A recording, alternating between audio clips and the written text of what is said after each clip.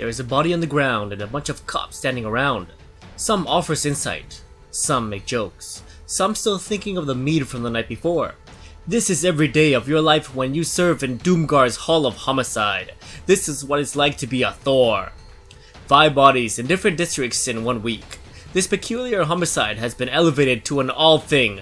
So Thorleif, aka the Ultimate Thor, and his partner Beta Ray Thor is charged with leading this investigation. You see, in a case classified as an all thing, all hands are on deck and the case must be closed and closed fast before Doom himself takes an interest. Because when Doom takes an interest, it's when Thors get stripped of their hammers. In other words, these 2 partners are screwed.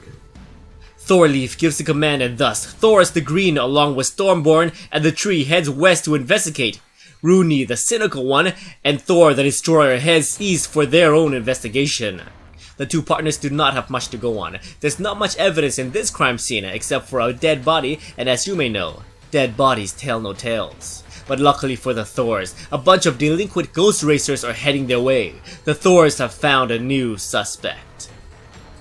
Later that day, Doomguard, the law speaker demands for the presence of Thorleif and Beta Ray Thor. During their meeting, the law speaker berates the 2, stating that they are the sorriest excuses for Thors that the speaker has the displeasure of laying his doom-damned eye on.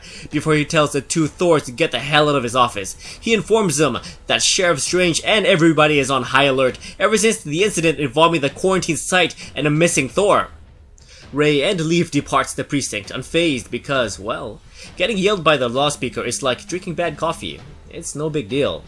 Ray now heads to the city to shake up some street informants, and Thorleif is off to see a frog.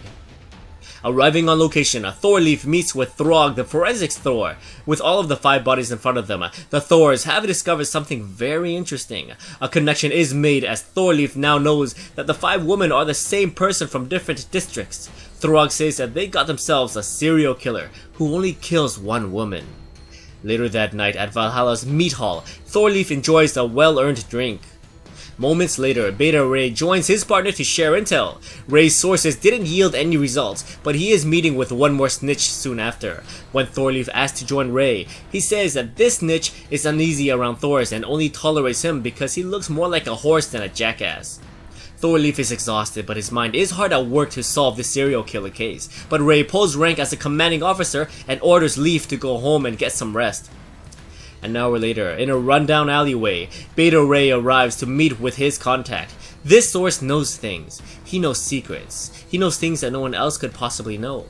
So it would stand to reason that his source will know the name of the 5 deceased women, or a clue as to who the killer may be. But as he crawls out of his cardboard home, Loki warns Ray that he can tell the Thunderer the greatest lie of all. But not everyone can handle the truth. Back at Valhalla's, the sound of thunder draws an army of Thors towards the center of the noise. Arriving on the alleyway, Thorleif and his comrades discover Beta Ray Thor beaten to an inch of his life. With a last breath, Ray tells his partner that he knows the name of the 5 victims. Jane Foster. Thorleif, on his knees, screams in horror as his partner, Beta Ray Thor, dies in his arms.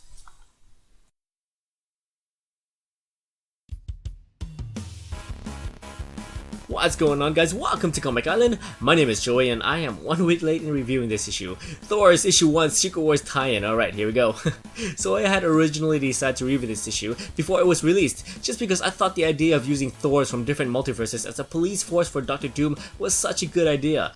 And then I found out that this would be a buddy cop story and I was sold.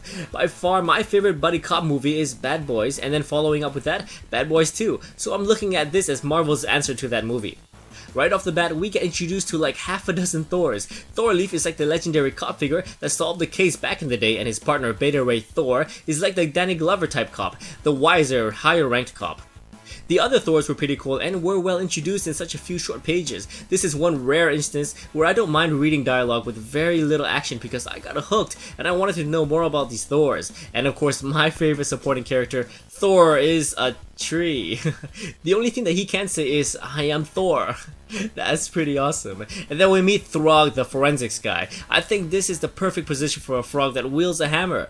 In the realm of magic and craziness, they could make him the all-wise ass-kicking captain, but that's safe for this guy, the Skyfather Thor, who's named the Law Speaker. And of course, this scene is very reminiscent of a lot of buddy cop movies where the captain just berates the two partners. Now this scene at the entrance of Valhalla's meat hall is very interesting. So only the worthy, aka Thors that can wield hammers, can enter. The guys outside aren't worthy, so they can't get in, but it's what they say that is very intriguing. One guy says that this bar is for slaves to Doom and the unworthiness is freedom. That line struck chills down my spine.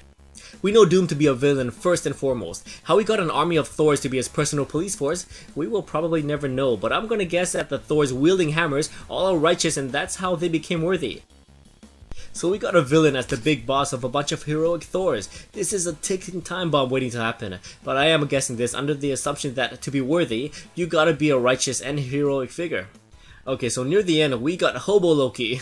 This guy's so cool. He seems to be hinting that he knows about the incursions and what happened 8 years ago after the 616 collided with the Ultimate Earth.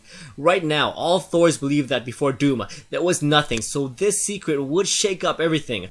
But then Thunder happens and Loki is gone, and all we got left is the dying Beta Ray, who manages to get the name of the 5 deceased women, and it's Jane Foster.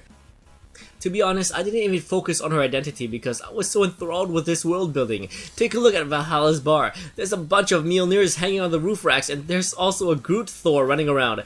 That's really cool.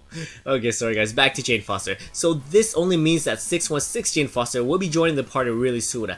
This issue serves as a great continuation to Jason Aaron's Thor run, where we see Jane Foster as the new Thor. So how did you enjoy this issue? Did you enjoy it as much as I did? Or was there a better issue that came out that I should be reviewing? Please let me know in the comments below. Alrighty guys, thank you so much for watching my Thor issue 1 review, and as always, if you enjoyed this video, please like, subscribe, and I'll see you next time in Thor's issue 2.